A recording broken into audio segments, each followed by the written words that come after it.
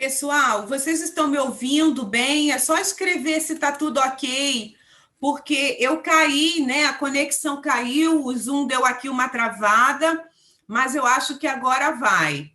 Vocês não estão me ouvindo? Ah, tá, Lu, a Mayara está ouvindo. Vê se não é alguma coisa do teu. Ai, a Verônica está ouvindo, a Vanessa, tá? Então, olha só, gente, hoje a gente vai falar sobre os parâmetros de atuação do assistente social na política de saúde. Quando a gente fala de política de saúde, é importante a gente lembrar da nossa primeira aula, quando a gente falou da política social, tá? Principalmente naquilo que é a orientação que vem acontecendo em relação à política social na virada do século XXI, que tem sido marcada por sucateamento, falta de investimentos, né, focalização. E também é importante a gente pensar o contraponto disso, porque o contraponto é o que diz a política de saúde, que está referenciada na Constituição de 88, na Lei Orgânica da Saúde, que nós vimos na aula passada. E eu acho também que é importante a gente resgatar aquilo que a gente viu também a partir da política de humanização do SUS. Por quê? A gente precisa, né, ter essas referências para a gente começar a pensar aquilo que será, né, as orientações que nós vamos ter nesses parâmetros de orientação da atuação do assistente social na saúde. Os parâmetros não é uma lei, tá? Mas é um documento muito importante para os assistentes sociais, porque vai orientar tudo aquilo que são, né, todas as orientações para o assistente social atuando na política de saúde. É interessante pensar que a política de saúde sempre contou com assistente social nos seus quadros, mas foi a partir de 1999 que o Conselho Nacional de Saúde reconheceu o assistente social como um profissional da saúde. Isso já caiu em prova, tá? Não sei se voltaria a cair, né, dentro dessas provas de residência, mas a gente tem aqui uns slides que eu tenho preparado, tá? Não fiz agora para o nosso curso, por isso não vai estar tão bonito quanto o último, tá?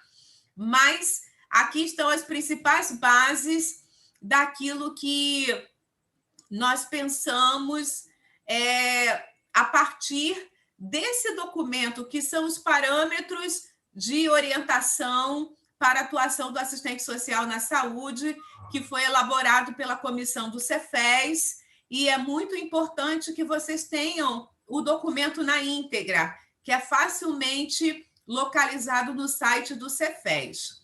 Esse documento, ele também foi construído com base de algumas orientações.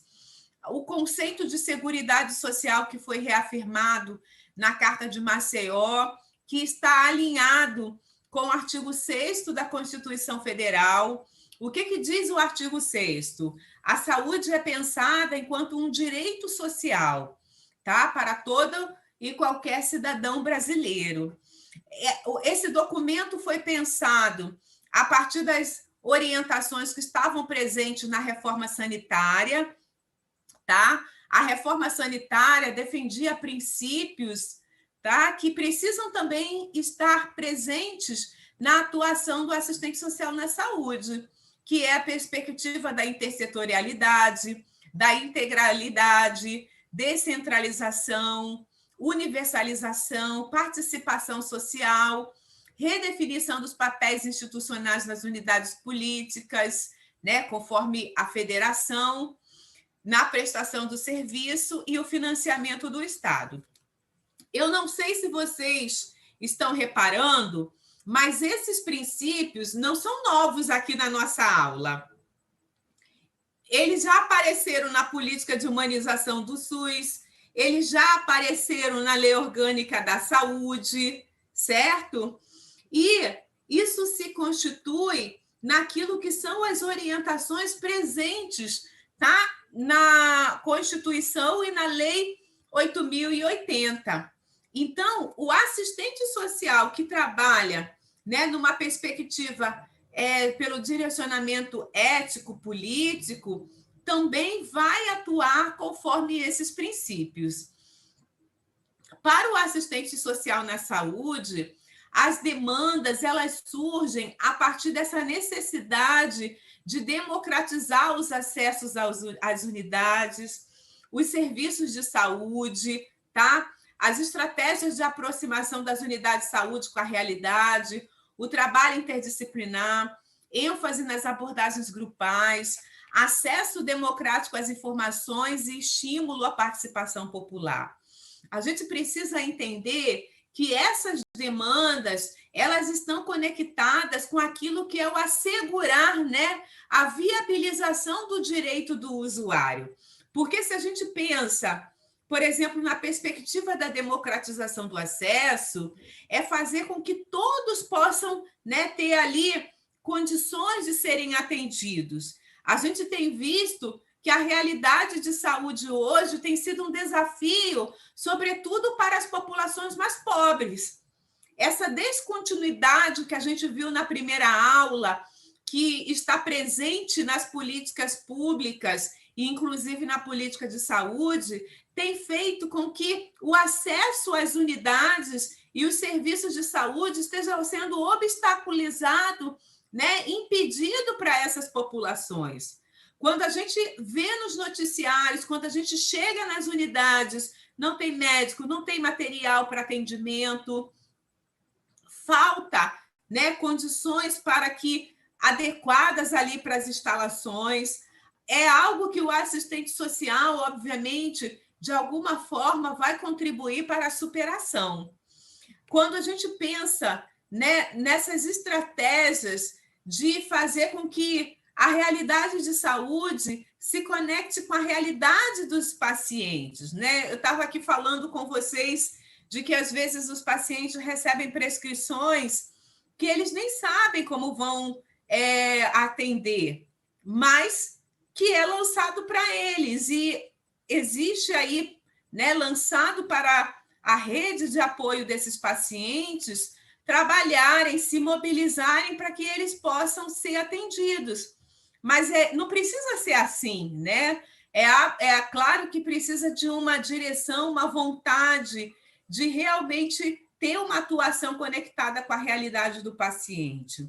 E aquilo que a gente viu também a partir da política, né, de humanização, o trabalho interdisciplinar, ele favorece a comunicação entre os saberes e, obviamente, o maior entendimento para o paciente do seu processo de adoecimento, porque ele vai ter mais informação, né? As informações vão chegar de uma forma clara, de uma forma que ele consiga ali entender, né, e ser direcionado. A abordagem grupal, né, coletiva é algo que fortalece os pacientes, né, porque, na verdade, à medida que se estabelece esses grupos de apoio mútuo, eles também se constituem em apoio emocional e, muitas vezes, até, né, de troca dentro daquilo que são as dificuldades, as defasagens, mas que, uma forma coletiva, eles possam superar. E, voltando, né, aí à questão do acesso democrático às informações e o estímulo à participação popular. Então, o assistente social, quando ele trabalha na saúde, tá? Ele não está trabalhando assim, né, com foco na doença. Lembram que a gente conversou na terça-feira sobre o conceito de saúde? Ele trabalha para viabilizar esse bem-estar e fazer que, de uma forma integral, né, dentro daquilo que são os determinantes sociais, estão lembradas? Que a gente falou aqui dos determinantes, eles possam ter condições de ter aí uma condição de saúde melhorada. Então, é importante que a gente entenda, né, como que essas demandas para o assistente social na saúde possam ser viabilizadas, porque, obviamente, o projeto privatista, que é aquele que eu me referi, né, na nossa primeira aula da política social do século XXI, né, é um projeto privatista que quer trazer outras demandas, inclusive para o assistente social. Por quê? À medida que eles criam a seletividade, a focalização do atendimento, a falta de investimento, eles vão terminar por introduzir demandas que venham, né, fortalecer e caminhar nessa direção privatista. Então, né, passa a ter uma seleção socioeconômica dos usuários, uma atenção psicossocial por meio de aconselhamento, né, de grupos que são, né, de ajuda mútua, uma ação fiscalizatória aos usuários dos planos de saúde, onde, né, uma das ações do assistente social no home care, por exemplo, é fazer uma visita, né, uma visita de perícia para que possa ser confirmada a necessidade daquele atendimento do home care. O assistencialismo, né, por meio de ideologias do favor, o predomínio de práticas individuais. Então, a gente consegue conectar na aula de hoje tudo aquilo que a gente tem falado anteriormente, seja do aspecto que caminha na direção de reafirmar aqueles valores, aquelas orientações que estavam na Lei Orgânica da Saúde, na Constituição, bem como a gente percebe que o assistente social também pode vivenciar, né, demandas que impactam o seu trabalho a partir desse projeto privatista. Então, o que a gente precisa é ter claro esse entendimento, essa leitura crítica, de forma que a gente consiga entender dentro da unidade de saúde, dentro da política de saúde, aquilo que vai ser, né, a orientação das demandas do assistente social vinculada ao fortalecimento de uma prática que esteja alinhada com a Lei Orgânica da Saúde, com o fortalecimento do SUS, e também estar muito atentas àquilo que é práticas para o serviço social, que tem como fundamento aquilo que está presente no projeto privatista.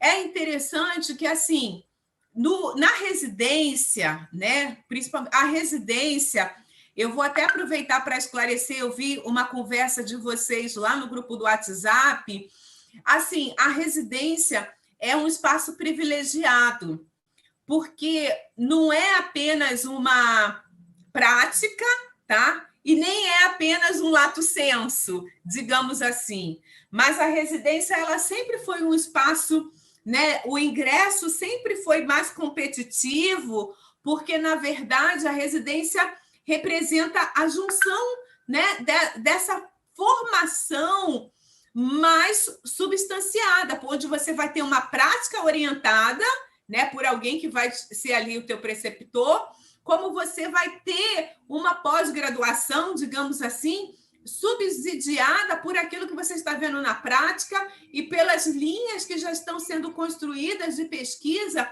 dentro daquela unidade.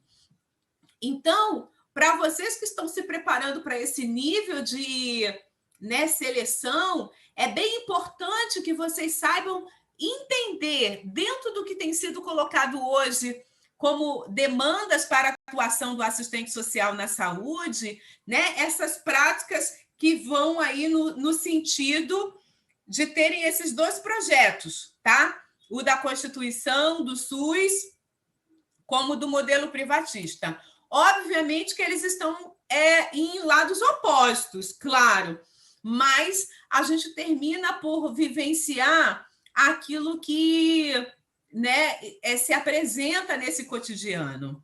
O que a gente precisa entender é que, dentro da prática do serviço social na saúde, precisa haver um alinhamento entre a reforma sanitária e o projeto ético-político do serviço social, tá? Onde a gente vai ter aí referências para a formação profissional para garantir esses princípios. E aí, talvez alguém esteja se perguntando, mas, Cláudia, como que a gente vai conseguir, no nosso campo de atuação, entender que demanda está sendo lançada para a gente, que é fruto dessa precarização do projeto privatista, e quando a gente vai conseguir entender que a gente está numa prática, né, fortalecendo o SUS, e aí o próprio parâmetro, né, de orientação para o assistente social na política de saúde vai responder a gente, porque uma atuação competente e crítica do assistente social na saúde vai estar articulado e sintonizado com os movimentos dos trabalhadores, por exemplo. Pessoal, existe inclusive um movimento muito forte dos próprios residentes. Quando vocês entrarem, se Deus quiser, vocês vão entrar, as 5 vagas vão ser preenchidas aqui, por todo mundo que está aqui hoje assistindo. Vocês vão perceber que existe toda uma articulação, né, inclusive dos residentes, de buscar melhores condições, de vivenciar aquilo que a residência propõe para que seja vivido, né, enquanto experiência prática e teórica da residência. E isso faz com que vocês tenham, amém, né? Amém. Isso faz com que vocês tenham, né, necessidade de conhecer as condições de vida e trabalho dos usuários, bem como os determinantes sociais que interferem no processo saúde e doença. Vocês, enquanto residentes ali, né, dentro dessa unidade, vocês vão ter a oportunidade de mergulhar nas condições de vida e trabalho dos usuários para entender como que eles vivenciam essa condição de saúde, né, de diagnóstico da doença, e entender, né, o que determina, o que impacta na sua realidade esse processo. E, obviamente, vai contribuir, porque, né, o médico, o enfermeiro, eles só conseguem olhar para a patologia, né? E dentro do seu campo de especialização. O assistente social, ele contribui com o seu olhar ampliado para a realidade das condições de vida e trabalho do usuário, daquilo que são os seus determinantes sociais. E essa prática competente crítica também vai trazer para o usuário, né, uma contribuição que o assistente social possa dar no acesso que ele possa ter ali em termos de serviços de saúde, de redes de serviços, direitos sociais, bem como de forma comprometida e criativa, não submeter a operacionalização do seu trabalho aos rearranjos, desculpa, pessoal, propostos pelos governos, né, que descaracterizam a proposta original do SUS de direito, ou seja, contido no projeto da reforma sanitária. Então, vejam só, o assistente social comprometido, né, criticamente na saúde, ele vai ter uma prática alinhado com aquilo que, né, o fortalecimento da equipe de um projeto coletivo, interdisciplinar, intersetorial, no sentido de articular as políticas de seguridade social, né, e superando essa fragmentação no atendimento às necessidades sociais dos pacientes, além de contribuir ou efetivar conjuntamente com outros trabalhadores da saúde espaços nas unidades que garantam a participação popular dos trabalhadores de saúde nas decisões a serem tomadas. Obviamente, né, todas essas orientações, elas se transformam em ações práticas, né, de forma que, quando vocês buscam, né, assessoria técnica, né, para elaborar projetos de educação permanente e sistematizar esse trabalho, é exatamente aquilo que a residência propõe, né? E fazer com que vocês consigam entender que essa atuação comprometida do assistente social vai ter alinhamento com todas essas orientações, né, que não tem a ver apenas com um projeto de saúde pública, que não tem a ver apenas com um projeto de saúde que visa atender realmente a vida daquele paciente de uma forma mais ampla, mas tem a ver com assegurar de uma construção de uma sociedade que possa ter esse projeto de saúde, compreende? Porque, assim, a gente até na primeira aula, eu até falei para vocês que a política social ela foi construída, né, assim, como sendo fragmentada, né? Onde tem a política de saúde, onde tem a previdência social, a assistência social, mas isso corresponde a um padrão de proteção social, compreendem? E a gente já entendeu aqui, desde que a gente falou do ManaSUS, desde que a gente viu a Lei Orgânica da Saúde, que a assistência em saúde ela precisa ser integral na vida desse paciente, não é assim? Então, são essas orientações que o assistente social vai ter na sua atuação dentro da saúde, ok? Se todo mundo entendeu, escrevam aí, por favor, no chat para mim, assim, entendi, Cláudia. Até aqui está tudo claro, pessoal? Então, assim, só recapitulando, né?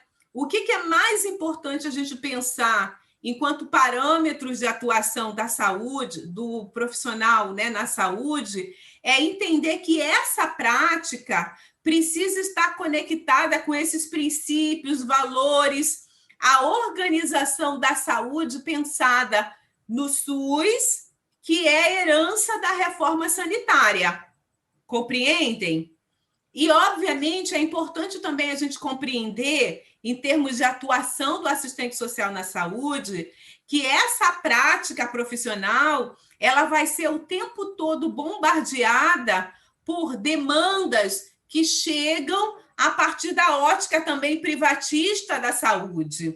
Eu não sei quem aqui lembra, quem aqui reparou, mas eu falei em vários momentos com vocês, eu frisei, né, a iniciativa privada se dá em caráter complementar, mas o que a gente está vendo hoje, né, e isso vem sendo construído principalmente desde o período da ditadura, é um crescimento cada vez mais aumentado da iniciativa privada na saúde, da oferta de serviços pela iniciativa privada.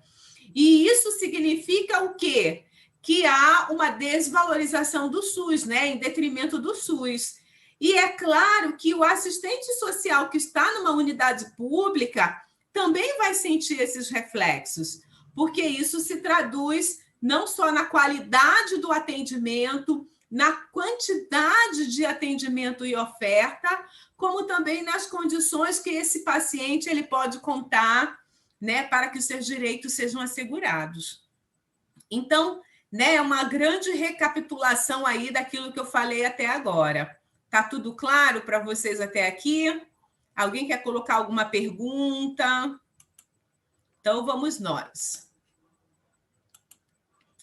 Aí, os parâmetros de atuação do assistente social na saúde vai trazer para a gente aquilo que é formas de atuação. O parâmetro de atuação vai dividir em atendimento direto aos usuários, em articulações, em ações de articulação com as equipes de saúde, ações socioeducativas, mobilização, participação e controle social, investigação, planejamento e gestão, assessoria, qualificação e formação profissional. É claro que, assim, né, 1, 2, 3, 4, 5...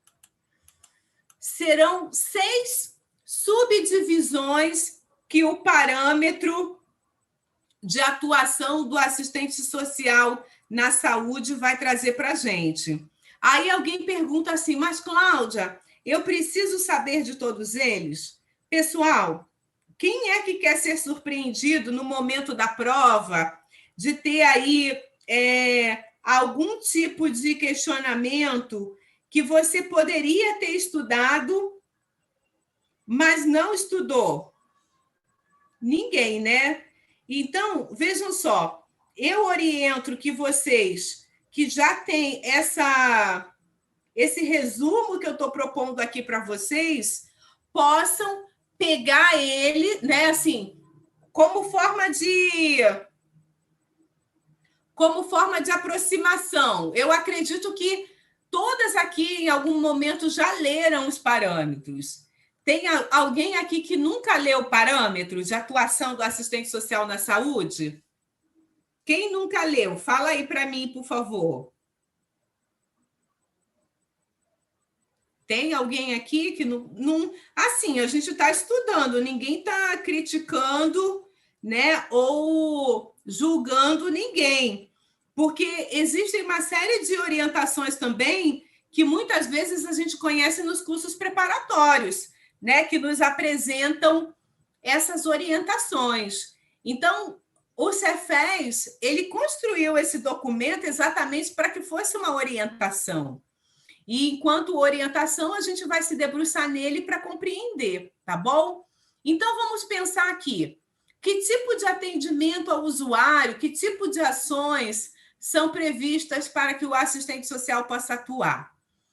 Primeiramente, a democratização das informações, né? A gente banaliza, às vezes, o momento que a gente está no plantão social, fazendo orientação, esclarecendo algum ponto para o usuário, esclarecendo até mesmo o caminho dele dentro da instituição, do processo que ele vai vivenciar.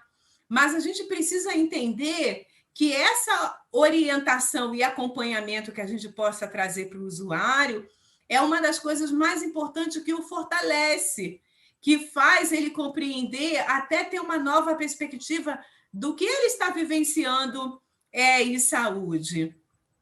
E a gente precisa entender que essas orientações, os encaminhamentos que são realizados, elas precisam ser no sentido de fortalecer, empoderar o paciente.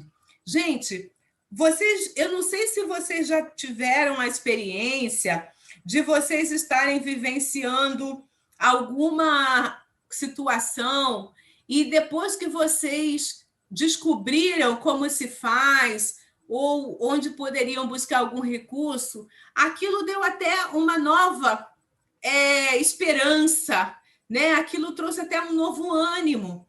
Por quê? A informação, né? Quando a pessoa começa a perceber que há um caminho para ela trilhar, a gente está dando esperança para ela. Você imagina um paciente que tem um diagnóstico de câncer, onde para ele é tudo novo, as impossibilidades estão aí presentes, mas de alguma forma no atendimento do assistente social, ele pode compreender, né, aquilo que ele está vivenciando. Então, é como se a gente tirasse, né, uma carga, é como se a gente desse uma luz no fim do túnel, vamos pensar assim, onde ele pode, pelo menos, ter ali algum tipo de orientação que possa favorecer ou minorar algum sofrimento. Então, esse é um papel aí importantíssimo da atuação do assistente social. Quando a gente consegue, né, fazer um perfil socioeconômico do usuário, isso a gente já entendeu aqui, né, quando a gente estava conversando sobre a Lei Orgânica da Saúde, a importância da vigilância epidemiológica, né, a importância da vigilância em saúde. Quando a gente contribui com dados, com elementos que venham compor o quadro de vida do usuário, a gente está conhecendo os determinantes, aquilo, assim, conhecendo como eles se relacionam com os determinantes, né? Os condicionantes de saúde. O que é a moradia, o que o estilo de vida, o que os relacionamentos dele apontam no sentido do que ele está vivendo, né? Então, se a gente que já entende, né, que a saúde precisa ser olhada dentro desse aspecto mais amplo, é claro que a gente vai ter, né, a possibilidade de formular estratégias de intervenção por meio da análise da situação econômica, né? A condição habitacional, trabalhista, previdenciária. Então, quando vocês estão com um paciente internado e vocês podem, né, mapear esses determinantes e condicionantes de saúde, vocês estão contribuindo para o processo dele, né, de saúde. E também conhecer o familiar, né, desses usuários.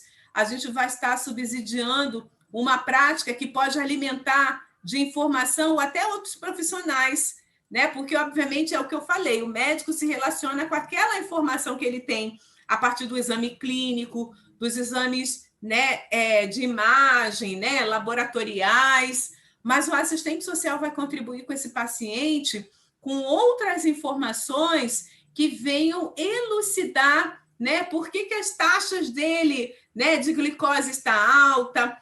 O médico está olhando isso, está aqui com baixa, está com o ferro muito baixo, né? É difícil um paciente que tem câncer e não tem a taxa de ferro baixa, mas, assim, a gente pode entender os determinantes a partir desse estilo de vida, da alimentação, né? E junto com essa equipe multiprofissional, a gente pode atuar para contribuir para o estado de saúde desse paciente. Assim, isso não acontece com todos os pacientes, mas pelo INCA ter esse caráter de ser também uma unidade de pesquisa e ensino, praticamente todos os casos são casos estudados, entende? Então, assim, certamente depois que vocês entrarem na residência, vocês vão perceber que quando vocês estão ali trabalhando com o paciente, vocês vão ser levadas a estudar o paciente. E aí vocês vão ver como que essas situações elas se efetivam, né? Determinar os determinantes sociais da saúde, né, que a gente tem tanto falado aqui, né, como que os usuários, familiares e acompanhantes por meio das abordagens individual e grupal, né, se apresenta, é uma oportunidade que o assistente social tem.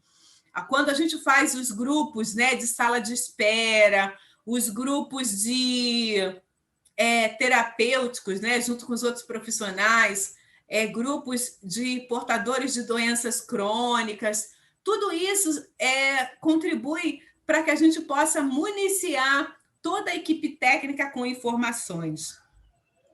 Quando a gente pode facilitar o acesso dos usuários aos serviços, né, garantia de direitos, conhecer a realidade do paciente, né, do usuário por meio de realização de visitas domiciliares. No INCA, vocês vão ter essa oportunidade, né, no sentido de entender que não é invadir a privacidade dos mesmos, obviamente, mas esclarecer seus objetivos profissionais. Agora, a gente tem pouca visão no serviço de saúde quando a gente olha para fora, né? Porque a gente sempre pensa no serviço de saúde voltando para dentro, né? Naquilo que o serviço social faz dentro da unidade de saúde. Mas é importante também conhecer a rede de serviços, tendo por objetivo viabilizar os direitos sociais por meio de visitas institucionais, quando avaliada, né? Que é importante.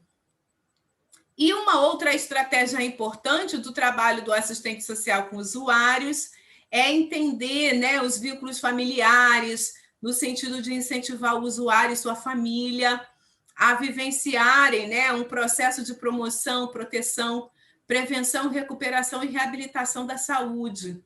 Né? O assistente social no INCA, ele sabe que, às vezes, um paciente, né, dentro dessas unidades, você trabalha muito mais com o familiar do que com o próprio paciente. Então, a gente sabe que é importante trazer o familiar para que ele se torne também um protagonista da reabilitação daquele paciente, né? Mesmo o paciente estando num estado, às vezes, paliativo, mas é importante também fortalecer o familiar na vivência daquilo que ele está passando, né? Eu costumo dizer que é um processo de luto que começa antes mesmo da perda, né? Porque quando um familiar vivencia, né, anos com o seu familiar em estado paliativo, é um luto que não cessa. Às vezes a gente entende, enquanto profissional, até quando algumas famílias desejam, né, que aquele familiar parta, né? Porque, além de perceber o sofrimento que a própria pessoa está tendo, é um sofrimento para toda a família e que não cessa, porque eles estão todos ali, né, na iminência da perda, mas ela só se prolonga, essa iminência. Então, é um momento que exige muito do assistente social, de uma equipe psicossocial, para lidar com essas dores e luto, né, da família. E, né, é uma dimensão que sempre vai estar presente no trabalho do assistente social, que é a condição de organizar, normatizar, sistematizar o cotidiano do trabalho profissional, implementando, criando protocolos. Vocês vão conhecer muitos protocolos lá no INCA, tá? Com pacientes variados, com tipos de pacientes e cânceres variados. Intervenção, né? Formular estratégias de intervenção profissional com a equipe de saúde, informações, buscando, né, um prontuário único, obviamente resguardar as informações sigilosas que devem ser registradas no material exclusivo do serviço social. É muito comum nessas unidades terem registros em sistema, prontuário eletrônico. Então, é importante a gente entender como que se porta em termos de informações, quais as que devem entrar, quais as que não devem entrar, porque as informações sigilosas sempre serão preservadas. E também, na saúde, o assistente social pode elaborar estudos socioeconômicos, como eu falei aqui, no sentido de subsidiar a construção de laudos, pareceres, né? Eventualmente, a gente sabe que, por exemplo, há uma prática, recentemente, eu não sei se vocês conhecem alguém que viveu isso, mas o INSS andou revendo aposentadorias. E pessoas que tinham tido câncer, né, que haviam sofrido até perda, né, assim, de algum membro, como a mama, né, a retirada da mama, e tinha se aposentado em razão disso, o INSS desaposentou, né? Logo que iniciou esse governo e aquilo que eles chamavam de pente fino do INSS, muitas pessoas vivenciaram isso. E a reversão, né, cabia muito ao profissional elaborar laudos, pareceres, que não é só uma questão daquilo que é a patologia, né, mas as consequências sociais que essa patologia traz. Então, o assistente social na saúde, ele contribui muito com esses laudos e pareceres que vêm assegurar um pouco mais de conforto, né, de direitos para esses usuários. Existem limites que a saúde ocupacional não tira o trabalhador, né? A gente sabe hoje a realidade das perícias, por exemplo, que levam o paciente até o último, né? Às vezes a pessoa não tem condição nenhuma de continuar trabalhando, mas a perícia não dá, assim, condição. Então, quando se recorre, né, por meio de laudos e pareceres sociais, o assistente social está contribuindo, né, com a vida desses pacientes. E, obviamente, né, se manifestar em tudo que a matéria própria do serviço social como dispõe. Então, essas são atribuições do assistente social na saúde. Agora, eu queria dar muita ênfase para vocês quando se trata de articulação com as equipes de saúde, o que não é atribuição, né? Eu acho que é importante a gente pensar naquilo que está na página 46 e 47 dos parâmetros de atuação do assistente social na saúde, e eu gostaria de ver isso com vocês. Eu não sei quantos têm isso aí à mão, mas principalmente o que está no final da página 46. Marcação de consultas e exames, bem como solicitação de autorização para tais procedimentos. Isso não é atribuição do assistente social. É um equívoco muito grande colocar o assistente social para marcar consultas e exames de pacientes. Esse é um trabalho administrativo. Solicitação e regulação de ambulância para remoção em alta. Não é atribuição do assistente social.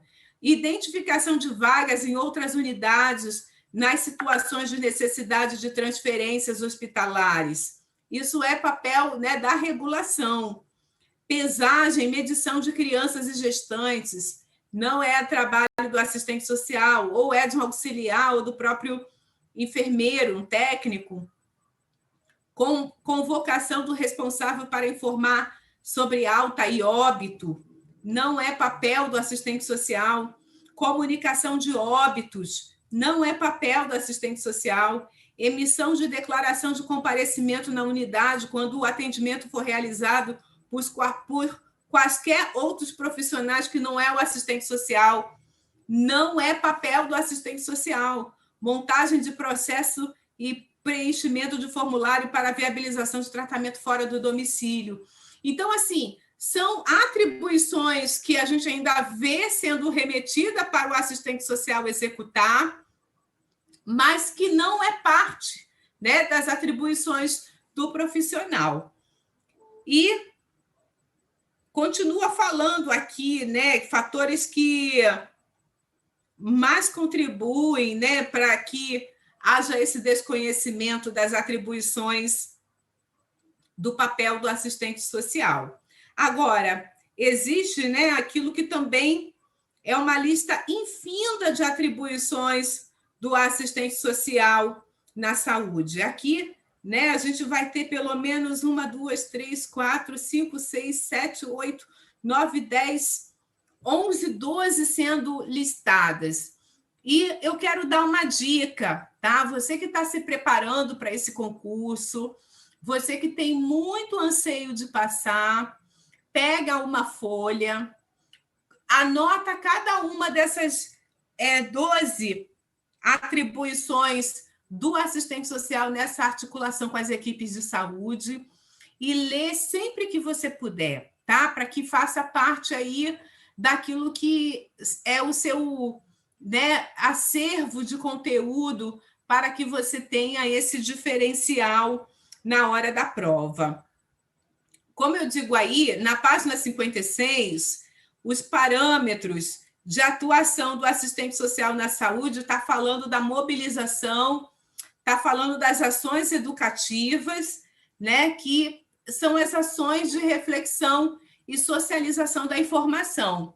Como eu já expliquei aqui para vocês, há essa dimensão do trabalho do assistente social que venha muito no sentido de contribuir para que o paciente, né, ele se sinta acolhido, ele se sinta orientado.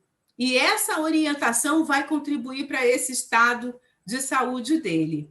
Agora, uma outra ação que é parte, né, própria do assistente social na área da saúde é aquilo que é a mobilização, participação e controle social. É muito importante quando o assistente social conhece, mobiliza os usuários, trabalhadores, familiares, em termos de movimentos sociais, de, né, ampliar os canais de participação. A gente viu que é também uma proposta da Humana SUAS.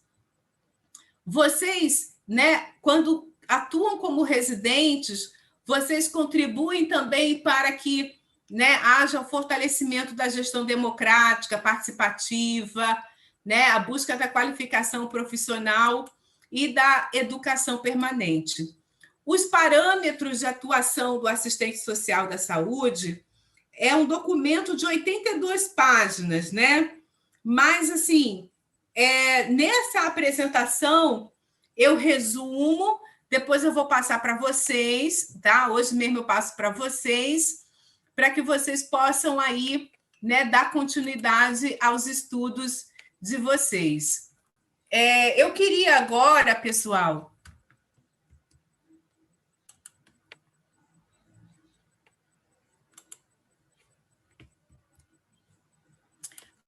pegar a apostila, tá? Porque ali na apostila, eu disse, na aula passada, vocês estavam perguntando dos exercícios. E nós preparamos os exercícios, né? E eu queria já começar a falar de algum desses exercícios para vocês. Eu não quero misturar as estações, mas vocês vão ver que alguns desses exercícios de residência, que caíram em provas de residência, caíram em concursos, né, que agora está abrindo, como o da UERJ. Eu vou lá para a página 38.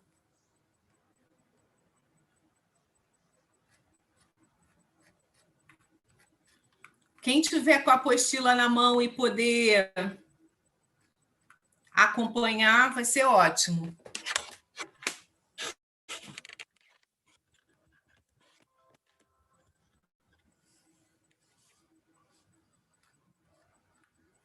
Está na página 38, se eu não me engano.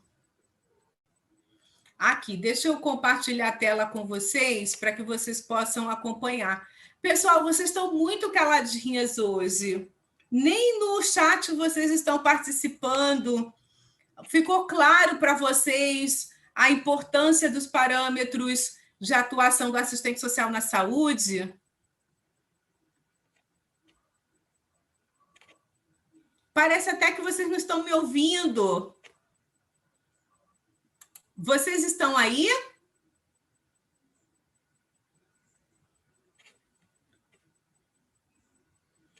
Tá bom, vou continuar aqui a aula, acreditando que tem gente me acompanhando.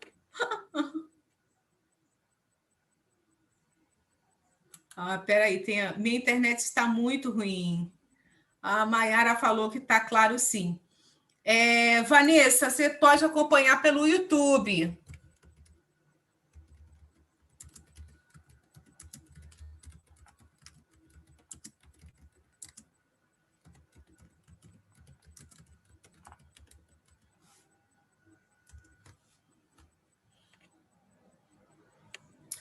Tá bom. Então, vamos lá. Olha só. Essa questão aqui caiu na residência do Hospital Universitário Pedro Ernesto, tá? E aqui está trazendo uma portaria. Por quê? No caso da residência do INCA, eles foram muito explícitos em descrever a referência bibliográfica, tá? Então, a gente está considerando que aquela prova, né, do INCA vai estar todo ele construído a partir dessas referências. Mas existem outros concursos para residência, como o da UERJ, por exemplo, que nem sempre coloca o autor. Então, a gente precisa, né, quando fala legislação de saúde, olhar o mais amplo possível das informações para que a gente consiga ter esse diferencial, tá? E aqui tem uma portaria, que depois eu vou pedir para vocês fazerem a pesquisa, mas diz assim, essa questão. De acordo com a portaria 1220 de 2009, que dispõe sobre os direitos e deveres dos usuários da saúde, é direito da pessoa ter atendimento adequado, no tempo certo e com garantia de continuidade do tratamento. Para isso, deve ser assegurado, entre outros aspectos, o registro atualizado e legível no prontuário das seguintes informações, tá? Então, o que acontece? A questão é bem clara. Aqui, o que vocês precisariam é ter pelo menos um conhecimento da portaria. Mas é aquilo que eu vou dizer para vocês, né? Na saúde, a gente precisa entender. Se vocês pegarem a Lei Orgânica da Saúde, entender os seus princípios, objetivos, diretrizes, vocês vão conseguir sempre andar alinhado com a maior parte das normativas que existem na saúde. E optar sempre por uma questão que seja coerente. Por exemplo, a prescrição terapêutica. Alguém pode pensar assim, mas isso não é direito do usuário ter? Mas olha só, né? Estar no prontuário do paciente, tá? Não é alguma coisa que vá a informação para o prontuário, né? Existe até aquilo que é, né, a medicação que ele toma e tudo mais, todo o cuidado que está sendo ali, né, que ele é objeto de intervenção, está no prontuário. Mas quando a gente pensa assim, horários dos atendimentos agendados no serviço de saúde, isso estaria no prontuário? Não, isso é uma informação administrativa. Concordam comigo? Então, a gente já mata essa questão. A letra A não é uma alternativa. Não vai ter informação no prontuário dos horários dos atendimentos agendados no serviço de saúde. Aí a gente vai para a letra B, já que a gente já eliminou a letra A, ok? A letra B, motivo do atendimento e da internação, dados de observação e da evolução clínica. O que é o motivo do atendimento e da internação? Né? É o diagnóstico, aquele diagnóstico inicial, né? Que dá origem a toda a intervenção. Então, isso está no prontuário. Dados de observação e da evolução clínica, isso está no prontuário. Então, na letra B, essas duas alternativas são informações que estão no prontuário. Vamos ler aqui a letra C. Avaliações dos profissionais da equipe, opção de marcação de atendimento por telefone. Pode até ser que no prontuário vai ter a avaliação dos profissionais da equipe, mas dificilmente vai estar no prontuário a opção, a marcação de atendimentos por telefone, concordam? E a letra D de dado? Horário da escala dos membros da equipe? Também não. Termo de responsabilidade pela recusa a procedimentos, exames ou tratamentos? Pode estar se o paciente realmente tiver essa inviabilidade, né? Então, a gente precisa pensar na alternativa de acordo com aquilo que é uma coerência, tá? Porque se vocês concordarem comigo, essa alternativa aqui, vocês talvez não precisassem nem saber da portaria 1820, mas vocês precisam ter coerência e um mínimo de conhecimento daquilo que existe em saúde. O que vocês acham? Essa é uma questão fácil ou difícil? Respondam para mim aí no chat, por favor.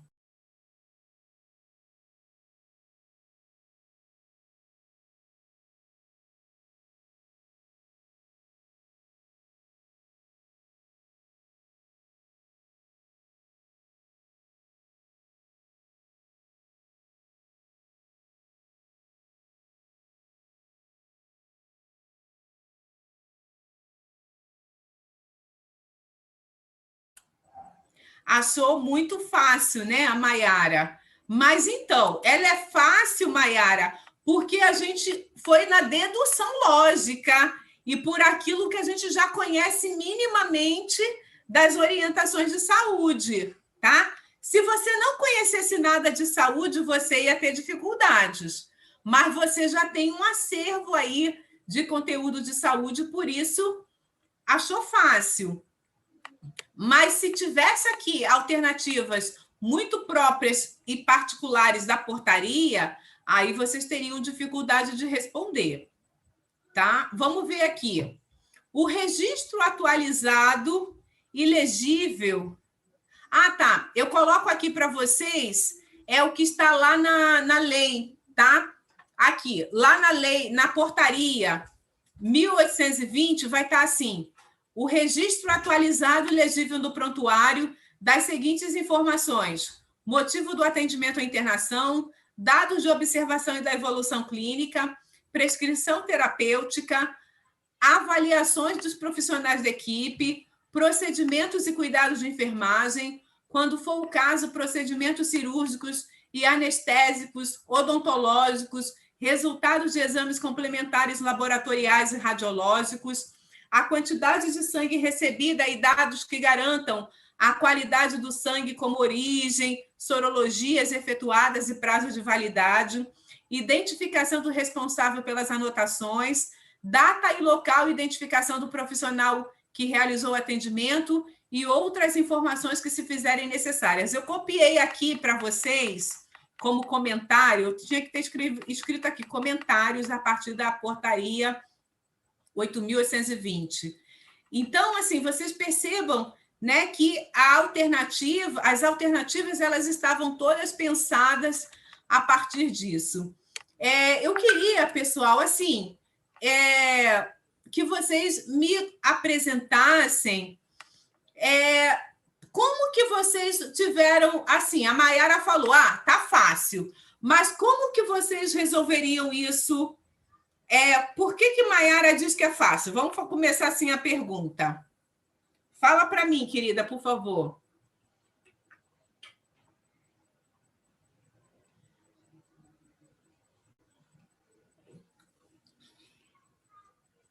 Sabe por que eu estou perguntando isso? É até para ver, né, esse conhecimento prévio que você já tem da saúde. Né? Eu sei aqui que a Luciana, deixa eu ver se a Luciana está aqui ainda. A Luciana atua na saúde. Então, talvez isso já tenha aí passado por ela. Mas tudo bem. Já vi que hoje vocês estão super tímidas e eu não vou entrar no mérito, tá bom? Mas olha, outro exercício aqui que caiu na residência do Hospital Universitário Pedro Ernesto em 2017. Deixa eu ler aqui o que a colega colocou. Eu achei essa questão fácil. Eu achei fácil por ser uma questão mais geral. Realmente não exigiu tanto conhecimento específico. Então, Mayara, mas não é isso. É o que eu quero que vocês entendam. Não é que não exigiu conhecimento específico. Aqui tinha conhecimento específico, porque vocês, por já entenderem como que se processa a lógica na saúde, vocês acharam fácil, porque vocês têm um conhecimento de alguma forma da saúde. Por que vocês não entenderam que no prontuário tinha que ter os horários de atendimento agendados no serviço de saúde? Por que vocês não entenderam que tinha que ter a opção de marcação de telefone? Porque vocês já sabem como a saúde opera de alguma forma. Então, assim, você já tem um conhecimento, entendeu? É isso que eu gostaria que vocês também entendessem. Agora, eu vou deixar aqui, essa daqui é bem interessante, porque essa questão aqui vem pensar em como a saúde, dentro desse projeto privatista, entrou na saúde, né? Como que a proposta do projeto privatista se apresenta na saúde, tá? E vocês precisam entender, e aí vocês vão sempre se dar bem na resposta. Vamos ver aqui. A reestruturação produtiva, que é incorporada pelo sistema de atenção à saúde, e em especial nas unidades de pronto atendimento 24 horas, requer um profissional com tendência ao trabalho isolado, sem tempo útil para reflexão e desenvolvimento do seu processo de trabalho de forma planejada coletivamente. Portanto, com um perfil... Olha só, gente, essa questão aqui ela é muito interessante, porque ela pega tudo aquilo que a Lei Orgânica da Saúde fala do profissional formado, qualificado, tecnicamente preparado, e apresenta o oposto. Por isso que eu estou falando que as UPAs, como elas são apresentadas aqui, elas terminam sendo parte do projeto privatista na área de saúde, tá? Que quer um profissional o quê? Que trabalha isolado. A gente está falando o tempo todo aqui que o trabalho precisa ser coletivo. Lá no Humana Suas, a gente viu que tem que ter o trabalho interdisciplinar em comunicação, interligado.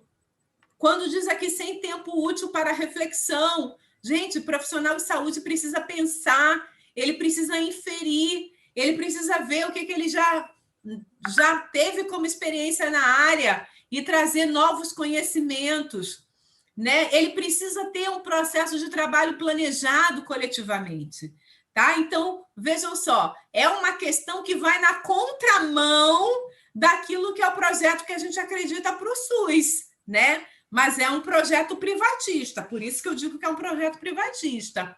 E dentro desse projeto privatista, qual é o perfil de profissional que eles desejam? É um que tem autonomia? Não, né? Se está falando aqui que precisa ter aí, né, uma condição isolados, né? Assim, ele funciona igual série, né? Ele tem. É interessante que vai, né? Tem todo ali o que precisa ser seguido dentro dessas unidades. Tecnocrático? Sim, precisa ser tecnocrático. Flexibilizado? Nem tanto, porque na UPA você não tem muito o que pensar e o que fazer e o que buscar. Especializado, né? Na UPA a gente vê o quê? É um especialista que às vezes está ali como clínico, né? É o plantonista. Burocrático, a burocração é mínima, mas eles querem o quê? Um perfil polivalente, né? E eles querem um perfil multifuncional. Então, são duas características dentro da reestruturação produtiva que são exigidas, né, para atuação, inclusive na saúde. Entendeu? Então, assim, eu estou mostrando para vocês como que a questão, ela pensada, ela pode ser respondida. E aí, agora eu queria que vocês escrevessem. É uma questão fácil ou difícil? Escreva aí, por favor, alguém. Não me deixa dar aula sozinha.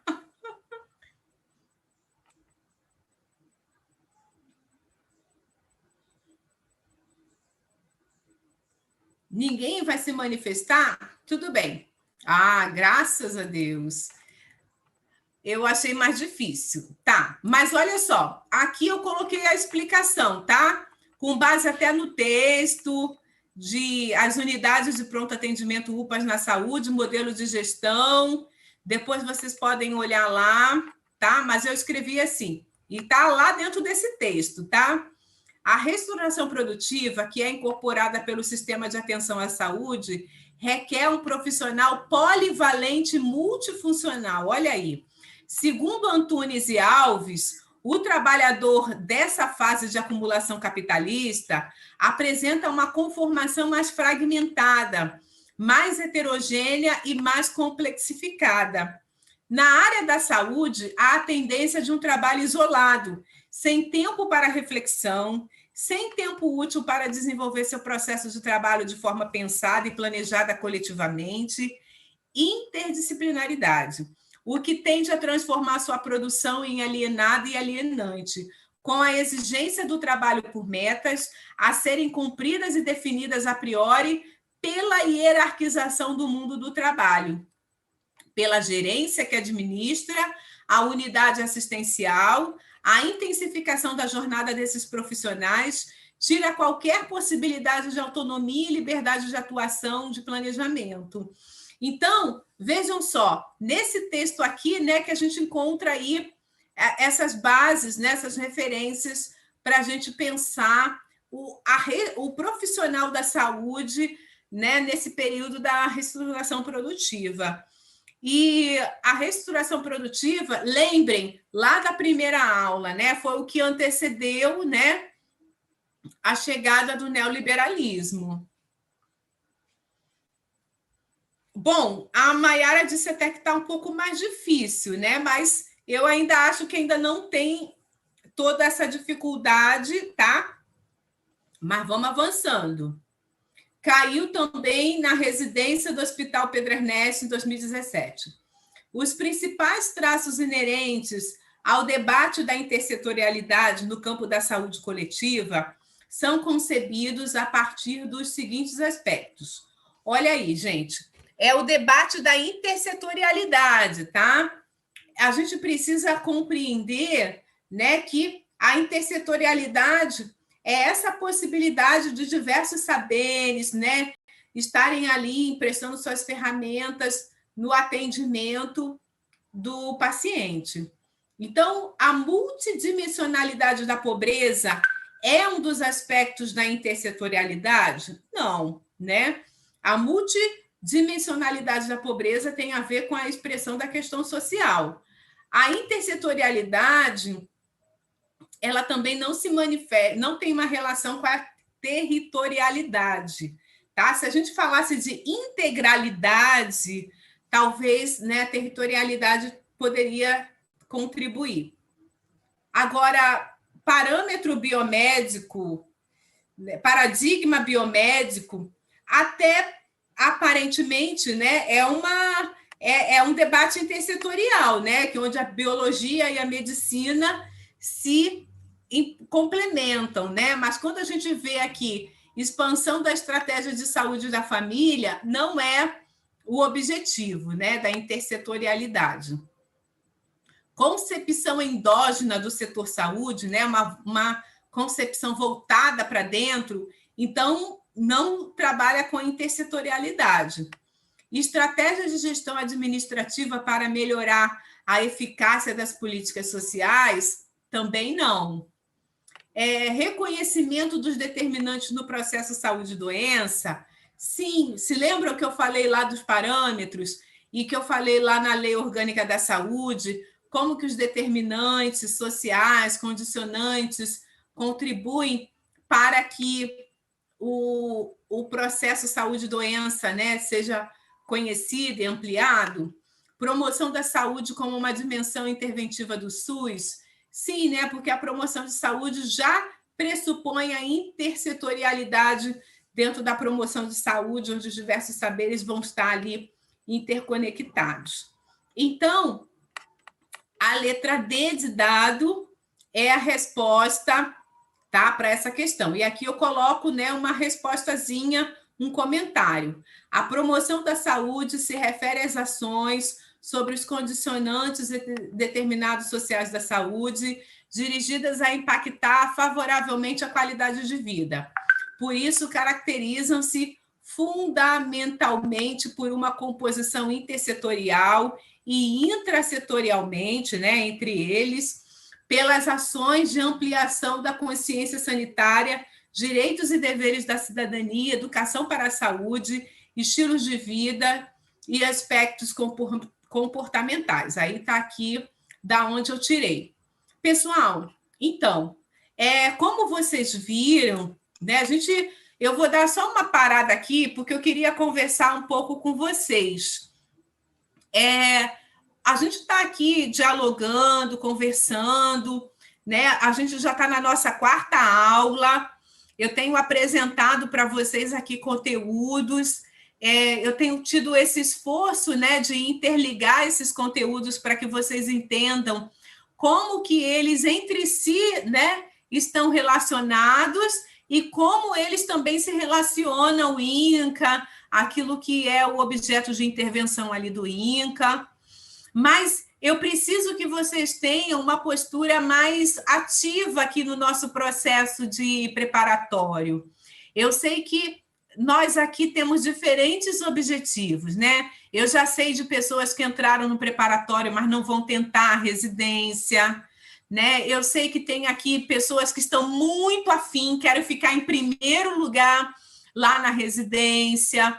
Então, assim, o grupo está muito heterogêneo, mas eu preciso que vocês participem, porque, assim, na verdade, eu posso ficar de 7 horas às 8h30 falando. Mas, assim, como eu falei, a fala que eu tenho, ela precisa ser direcionada para as necessidades de vocês. Como que isso acontece? Quando vocês participam. Eu vejo que eu também já estive no lugar de vocês. E o sentimento que às vezes a gente tem é assim, eu não vou falar porque é uma bobagem, vai atrapalhar. Eu não vou perguntar porque depois eu vou ler e aí eu vou entender. Mas, assim, se a gente está num preparatório, significa que você entrou aqui para tirar todas as suas dúvidas e fazer com que você entenda mais. Então, não tem sentido, assim, sabe, vocês não terem uma ação mais presente, porque é como se vocês estivessem, assim, deixando eu falar, pode até ser interessante, eu entendo, mas eu assim, tenho 2 preocupações. Deus está falando, e em algum momento não fazer sentido, né, para vocês não conseguirem acompanhar aqui o raciocínio. Ou o segundo é que, assim, vocês não estão tendo uma ação ativa nesse processo de preparatório. Eu vou falar uma coisa para vocês. E aí, assim, é uma conversa que eu estou tendo, tá?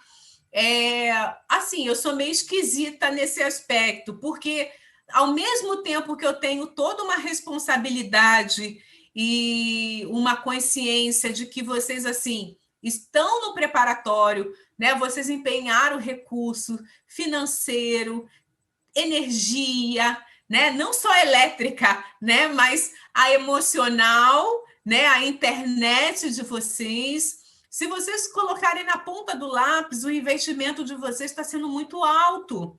Alguém pode estar aqui comigo falando, é só para eu aprender um pouco mais. Não, gente, mas vocês estão investindo muito, entende? E aí, o que acontece? Quando a gente entra num preparatório, a gente pode pensar assim, eu não tenho tempo de estudar, vou entrar no preparatório. Mas não, você também não pode ficar tão ausente, né, e não se envolver com esse preparatório.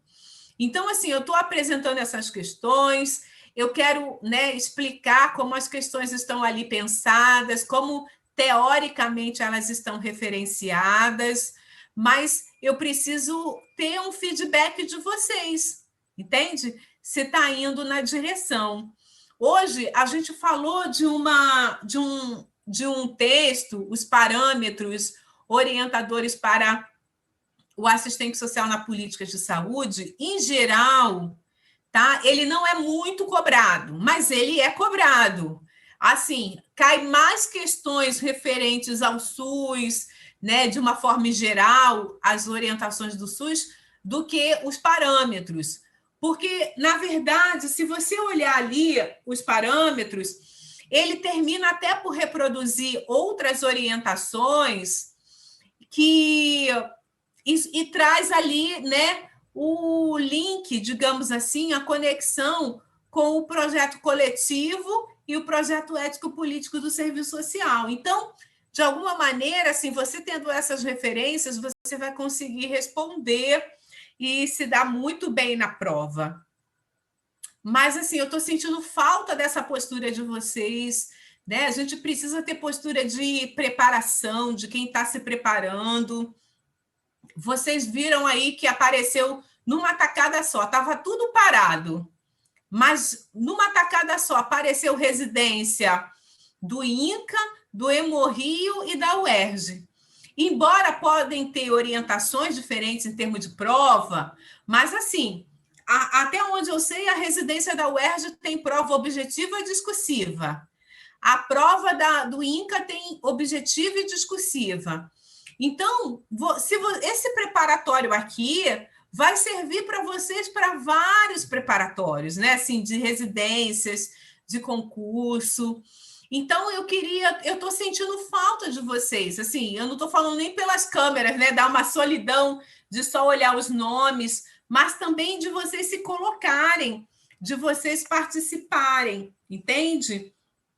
E fazer com que isso seja aí mais próximo para vocês, entenderam? É uma conversa que eu acho que pode ajudar mais, tá? Pode ajudar bastante. Vamos resolver mais duas questões aqui, tá? E aí vocês vão me dizer se essas questões também estão, né, fáceis ou difíceis. Vamos ver aqui. Essa questão caiu da residência, né, do Hospital Pedro Ernesto, em 2017. E está referenciada essa questão no texto da Maria Inês Bravo, e fala assim: de acordo com Bravo, foi implantado no Brasil, no período da ditadura militar, o modelo de privilegiamento do produtor privado com as seguintes características. Então, olha só, eu tenho uma apostila, eu posso até fornecer essa apostila para vocês. Deixa eu ver se eu acho ela aqui.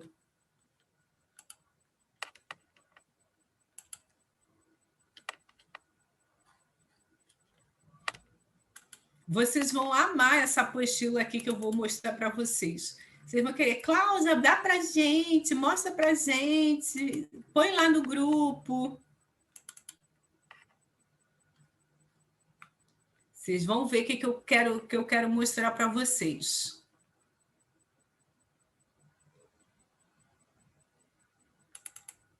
Vamos ver se é essa aqui. É essa mesmo. Olha só. Eu vou compartilhar uma preciosidade que eu tenho, tá? Eu acho que a Luciana já tem essa apostila. Aqui é um quadro que eu fiz, tá? De outros preparatórios, que sintetiza toda a política de saúde no Brasil desde o século XIX. E aí vem trazendo aqui cada período, tá? A política de saúde no Brasil. E eu uso, obviamente, os textos, né, dos autores. Quando é no período da ditadura militar, a política de saúde vai ter algumas características. A Maria Inês Bravo diz que a política assistencial de saúde, né, a política de saúde tinha uma postura assistencial ampliada, burocratizada e modernizada. A medicalização da vida social e a incorporação das tecnologias. Enfim, ela vai falando aqui uma série de coisas. E uma das características da política de saúde no período ditatorial foi a criação do complexo médico-industrial, responsável pelas elevadas taxas de acumulação de capital das grandes empresas monopolistas internacionais. Por que eu estou mostrando isso aqui para vocês? Porque, né, talvez agora vai ficar um pouco mais difícil essas questões, porque elas já estão se referenciando nos autores. Então, essa questão aqui que caiu, né, no concurso da residência do Pedro Ernesto está buscando o pensamento da Bravo, compreende? Então, assim, necessariamente vocês teriam que ter lido o texto da Maria Inês Bravo para vocês puderem, né, para vocês conseguirem acertar essa questão. Então, é por isso que eu estava lá falando, né, que vocês iam querer aquele meu resumo, porque o resumo... Ai, a Vanessa já falou, eu quero. Aquele resumo, né, traz aí um pouquinho da história da política de saúde né, ao longo dos anos no nosso país. E eu faço aquele resumo com base da Maria Inês Bravo, então é melhor ainda, né? E aqui, olha que maldade com o candidato. Além de querer o que a Maria Inês Bravo está pensando, eles escolheram o período da ditadura. Ou seja, não basta só você saber o que a Maria Inês Bravo fala. Ainda eles queriam que fosse o período da ditadura, né? E cada período, né, como ela apresenta, tem toda uma característica. Então, a questão diz assim, de acordo com Bravo, foi implantado no Brasil, no período da ditadura militar, um modelo de privilegiamento do produtor privado, com as seguintes características.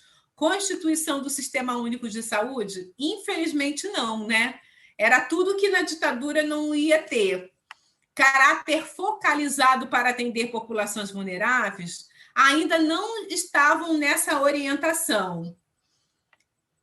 Direito universal à saúde, o dever do Estado? Infelizmente, não. Isso só vai aparecer na Constituição de 88. Participação complementar do setor privado no sistema de saúde já começava a aparecer, né? Foi uma das coisas lá que ela falou. Criação do complexo médico-industrial na saúde, opa, igualzinho como está lá na apostila, né? Porque eu resumi da Maria Inês Bravo, claro. E a questão da prova fala igualzinho, né? Nem muda nada. ênfase na prática médica curativa individual, assistencialista especializada. Nossa, tudo que a Maria Inês Bravo falou.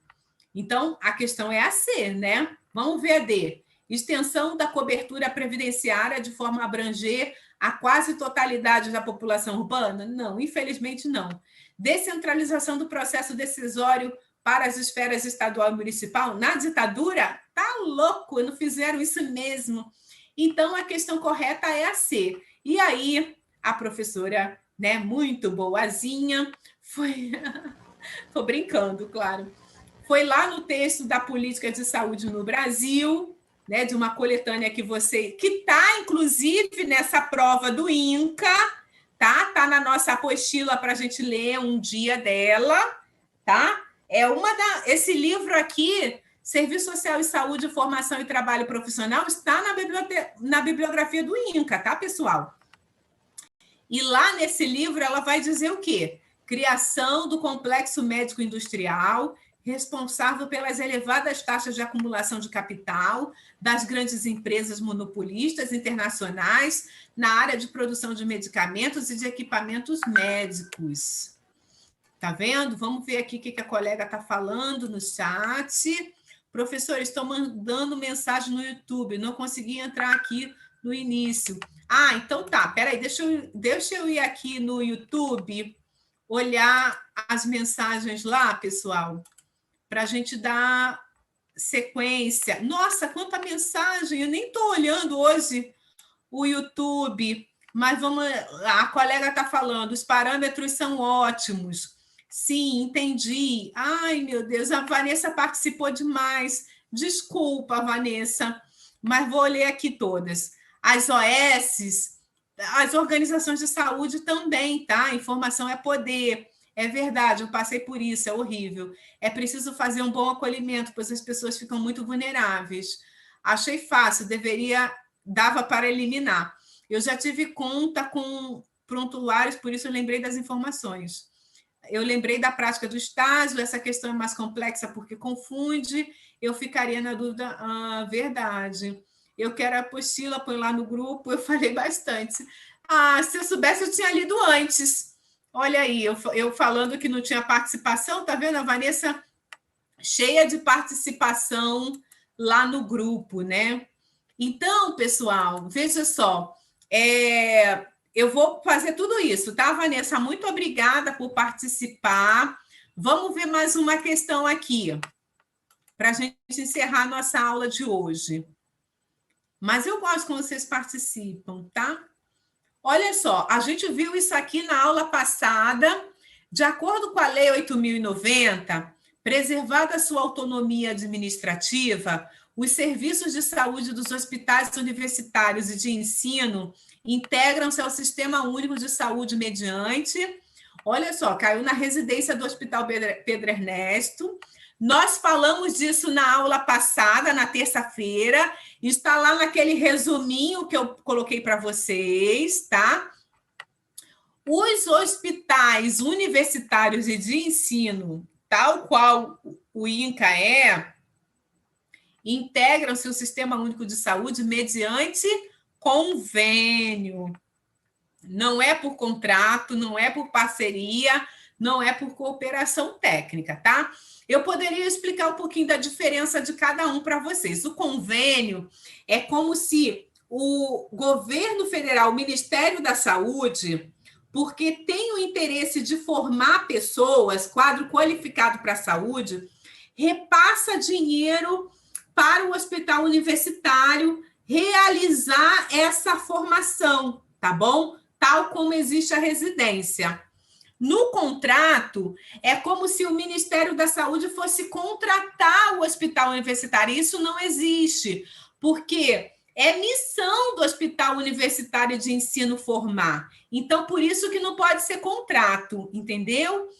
Parceria é como se os dois estivessem juntos, mas assim, isso é ferir a lei, porque o Ministério da Saúde tem essa competência de formar e o hospital de ensino também, mas o Ministério da Saúde está acima, então ele repassa e não é parceria.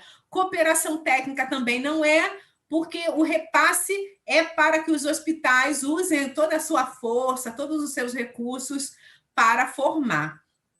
Então, vocês vão lembrar disso e, na hora da prova, vão entender que os hospitais universitários e de saúde e de ensino integram o Sistema Único de Saúde por meio de convênio, e isso está na Lei 8.080. Aí eu coloquei aqui para vocês, tá? Porque eu sempre coloco o comentário embaixo. A Lei Orgânica da Saúde, no artigo 45, vai dizer o quê?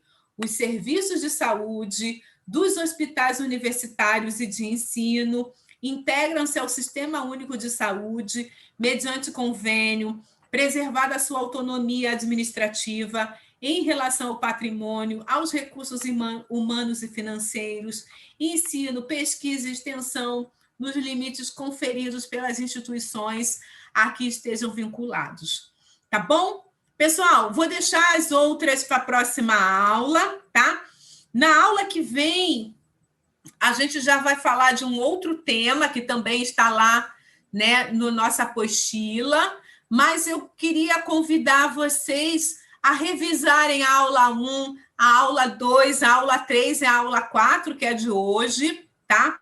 Se tiver dúvida, coloca no grupo do WhatsApp, a gente pode abrir a nossa aula da próxima terça-feira respondendo a dúvidas. Usem esse final de semana para estudar. Se você, né, conseguiu a isenção, se você vai pagar a inscrição, você precisa se dedicar para que você consiga entrar. Eu digo a vocês, olha, se eu voltasse atrás, assim, se eu fosse voltar lá no início da minha trajetória, eu ia ter estudado muito para fazer residência.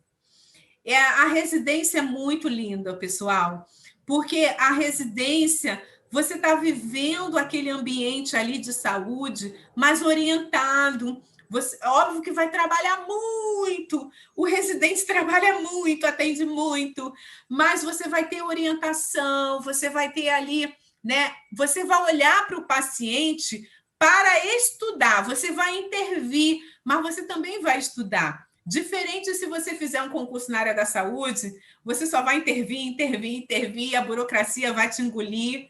Na residência, você vai ter essa oportunidade de construir conhecimento. Então, é muito lindo, vale muito a pena. Pensem assim, final de semana, sábado e domingo, eu vou sair ou eu vou estudar? Pensa que se você entrar na residência, você vai ter uma bolsa, né? A bolsa da residência, não quero ser precipitada, mas deve estar pelo menos em R$3.000. Você vai poder estar na residência e depois ir para todos os lugares que você sonhar, tá bom? Então, estudem. Vou me despedindo aqui, tá? Considerem tudo que eu falei aqui para o bem de vocês, para que vocês tenham aí uma possibilidade melhor, né? E alcancem os sonhos de vocês. Pessoal, assim, eu sempre estudei muito na minha vida. Eu entrava numa dimensão de estudo que para as pessoas parecia loucura, porque eu sabia, ou eu fazia aquilo, ou eu não conseguia. Eu não tinha alternativa. E, assim, hoje eu olho para trás e eu vejo que valeu a pena os domingos estudando, os finais de semana estudando, as noites estudando, mesmo cansada com tudo. Se eu estou aqui, eu trabalhei hoje o dia inteiro, eu estou trabalhando, eu acordei hoje, eu saí da cama, né? Devia de ser umas 7 e pouca. 8h30 eu já tinha reunião de trabalho, trabalhei o dia inteiro. Mas eu tenho muito prazer de estar aqui com vocês, porque eu acredito nesse caminho. Para mim, é bom fazer parte desse tempo da vida de vocês de preparação, e eu quero empurrá-las para adiante e para o objetivo de vocês, tá bom? Então, descansem hoje. Hoje não dá mais para estudar, porque vocês já gastaram tudo, né? Todo o cérebro, todo o pensamento aqui comigo, mas a partir de... Durmam bem, tá? E a partir de amanhã, busquem horários para estudar, tá bom? Eu vou depois colocar a apostila lá, vou colocar os slides que eu usei lá no nosso grupo, e estudem, se preparem, tá? Para a residência da UERJ. Eu não pretendo fazer um preparatório para a UERJ, porque eu estou aqui com vocês, mas vocês vão estar se preparando, a gente vai ter um momento que eu já estou trazendo questões da residência da UERJ. Então, significa que vocês já estão estudando para a residência da UERJ. A Luciana até perguntou, Cláudia, abre um grupo de residência da UERJ. Não precisa, né? A gente está ali, a gente vai interagindo, é tudo residência, tá bom? Vamos conversando, então, por ali. Uma boa noite para vocês, meninas, tudo de bom. Beijo, beijo, beijo.